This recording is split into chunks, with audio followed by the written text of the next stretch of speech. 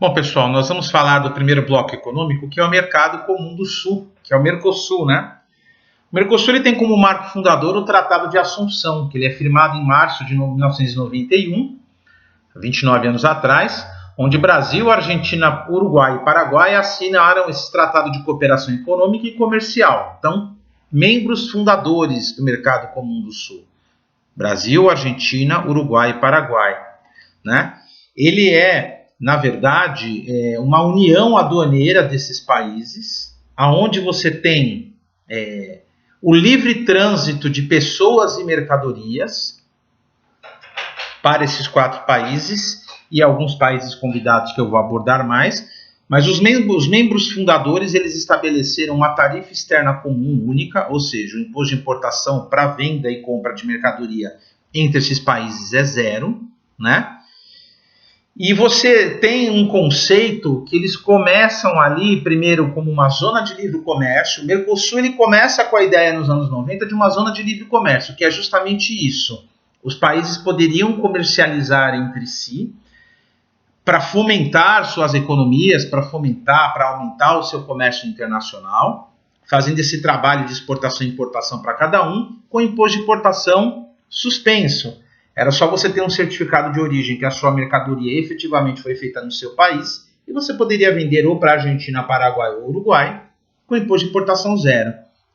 Essa ideia de blocos econômicos ela é muito interessante porque são blocos de países que procuram criar acordos entre eles para realmente movimentar a sua economia, para efetivamente dar um up, né, nos seus negócios, fomentar o seu mercado, tentar melhorar a economia do próprio bloco ali, porque os países Brasil, Argentina, Paraguai e Uruguai, na época que foi assinado, eles não estavam bem. A Argentina vinha de uma dolarização da economia no governo Menem, que foi um desastre.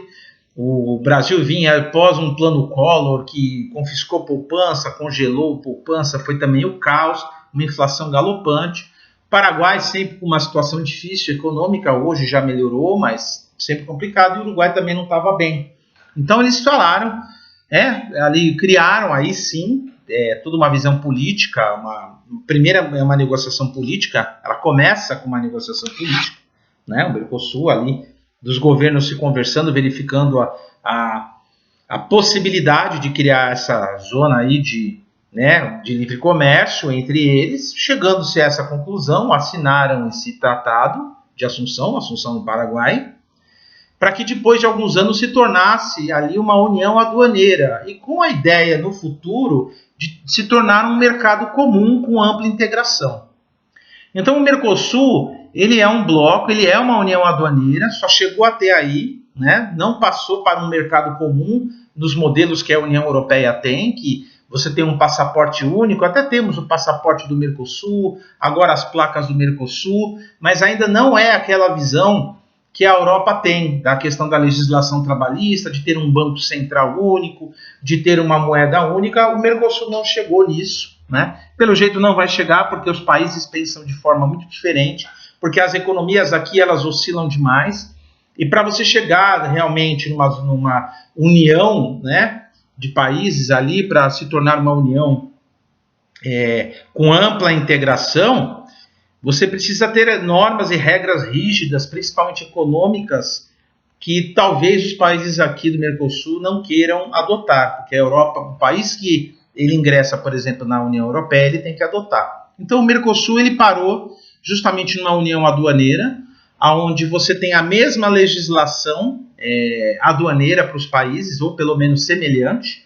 Você tem uma tarifa externa comum única, que é a nomenclatura comum do Mercosul, onde todos os países utilizam a mesma classificação fiscal para os produtos, dando a mesma tributação para produtos importados de outros pontos, não de países do Mercosul.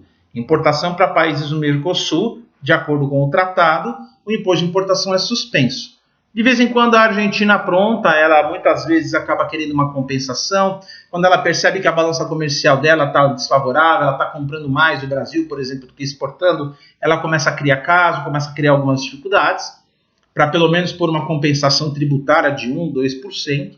Então nós passamos também por esses problemas aqui no bloco do Mercosul, não tem como fugir disso, porque realmente A nossa política econômica aqui como bloco América do Sul é muito instável, né? Os países ora estão bem, ora não estão bem, ela oscila demais, mais do que os países, por exemplo, da União Europeia e do Acordo Estados Unidos, Canadá e México, que nós vamos falar também.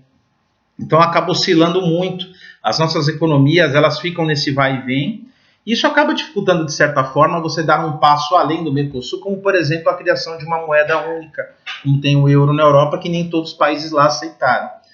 Mas sim, nós chegamos numa evolução ali de 91, onde foi firmado o tratado, e até 95, onde se torna uma união aduaneira. Foi um grande processo de evolução no bloco, os países se conversando. O Mercosul poderia ser melhor, o Brasil poderia assumir mais essa posição de destaque no Mercosul, como o maior país em questão de território, como o maior porto da América Latina, que é Santos, com a maior movimentação do comércio exterior mundial em relação a esses outros países, talvez sentar nas mesas de negociação com esses países e se sobrepor um pouco nessa questão de tomar algumas decisões e definir alguns nortes que muitas vezes não conseguem. Então, quando você fala de uma união aduaneira, quando você fala de um mercado comum, você está dizendo que tudo que se negocia com outros países do mundo se negocia a âmbito de Mercosul, nunca bilateral, sempre multilateral. Sempre esses países negociando com outros países. E muitas vezes o Brasil quer algumas negociações com outros países, esses países não querem, e ele não se impõe, ou pelo menos mostra que o norte pode ser positivo. Ele acaba acatando demais. Então, trabalhar também essa questão, por ser uma rede, né? Esses países trabalham em uma rede, vamos dizer assim, essa questão de divisão do poder nas redes, né? Quem tem mais força, quem tem menos força, qual é a economia de maior crescimento, qual é a economia mais aquecida, enfim, trabalhar esses contextos para que o Mercosul ele avance ainda mais, porque ele sempre acaba tendo alguns processos de retrocesso em função dos problemas econômicos e sociais desses países. O Mercosul também, em 2012, acabou trazendo para dentro dele o último membro, que foi a Venezuela, né? Isso foi muito uma questão política também, mas enfim, trouxe a Venezuela como membro efetivo do bloco e ela acabou saindo depois, ela foi suspensa e agora expulsa em função de todos os problemas econômicos e sociais que ela vive. Então a Venezuela entrou no Mercosul, mas já saiu por comum acordo dos países fundadores desse bloco, de que ela não mais participaria pelo problema que está acontecendo lá, econômico, financeiro e social. Qual o objetivo do Mercosul, pessoal? Eliminar tarifas aduaneiras para o comércio entre os países do bloco, adotar política comercial comum com relação ao comércio com os países fora do bloco, que é o que eu falei. Se vai negociar com outro povo de fora, negocia uma política comercial comum. Tornar as legislações coerentes com os princípios desse mercado. Ou seja, toda a minha legislação comercial, toda a forma que eu trabalho lá com os outros países, tem que estar em acordo com os princípios do bloco. Para que ele existe? Por que ele foi montado? Qual é o acordo entre os países? Por que ele foi? Todos esses porquês é que vão balizar essa questão das legislações definidas no bloco para a relação com os outros países serem coerentes. Então a legislação tem que valer para todos. A questão de dumping, a questão de subsídios, a questão de negociação. Tem que ser um ganha-ganha entre todos os países, né? Temos também aí permitir o livre trânsito de trabalhadores, de modo que eles poderiam trabalhar em qualquer país do Mercosul. Sim, você pode trabalhar como brasileiro em qualquer país do Mercosul, né? Basta apresentar o seu RG. A legislação trabalhista local de cada país ela tem algumas particularidades, não são todas iguais, porque não é uma união realmente definitiva de um bloco, é mais uma união aduaneira e comercial. Mas você pode, por exemplo, com o seu RG ir para uma Argentina, ser contratado numa empresa lá e pegar as suas coisas e trabalhar lá, não precisa de passaporte. Você é um membro do bloco, com um simples RG, você consegue no aeroporto passar tranquilamente pela alfândega e trabalhar, por exemplo, na Argentina, ou no Uruguai, ou no Paraguai. Então, ele permite, né, esses objetivos de eliminar tarifas, adotar uma política comercial comum, criar uma legislação coerente, permitir o livre trânsito, que permeiam todo o funcionamento desse bloco econômico, né, chamado Mercosul. Então isso é importante, porque a Argentina exporta muito para o Brasil exporta muito para a Argentina, o Brasil sempre exportou também para o Paraguai, O Uruguai é um país que trabalha mais no mercado financeiro, mas exporta muita carne para o Brasil também, e o Brasil hoje faz muita movimentação financeira lá. Então, assim, tem muita coisa para agregar, mas ainda nós temos, até por uma cultura mais latina, essa coisa do ganha-perde, né? Os países querem ganhar em detrimento dos outros. Então, a Argentina quer ganhar, não interessa se o Brasil perde. O Brasil quer ganhar, não interessa se a Argentina perde. Principalmente a nossa relação com a Argentina, ela é sempre meio conturbada na questão política e na questão econômica. Sempre tem esses altos e baixos. E isso acaba complicando um pouquinho também o funcionamento pleno desse bloco, porque você precisa estar muito bem alinhado, muito bem ajeitado. A engrenagem tem que estar funcionando perfeitamente para que o bloco funcione. Então, você vai fazer uma negociação Mercosul-União Europeia de determinados produtos e serviços. A coisa tem que estar alinhada entre os países, tem que estar bem conversada. Você vai fazer um acordo de, sei lá, produtos agrícolas Mercosul-China, também tem que estar muito alinhado, todos têm que estar de comum acordo. A coisa tem que funcionar bem. Então, o Mercado Comum do Sul, Mercosul, ele é criado em 91, justamente com esses propósitos. Em 95 ele ganha corpo, se tornando uma união aduaneira, ou seja, eles conversam todas as suas práticas de legislação aduaneira muito iguais, isso é ótimo.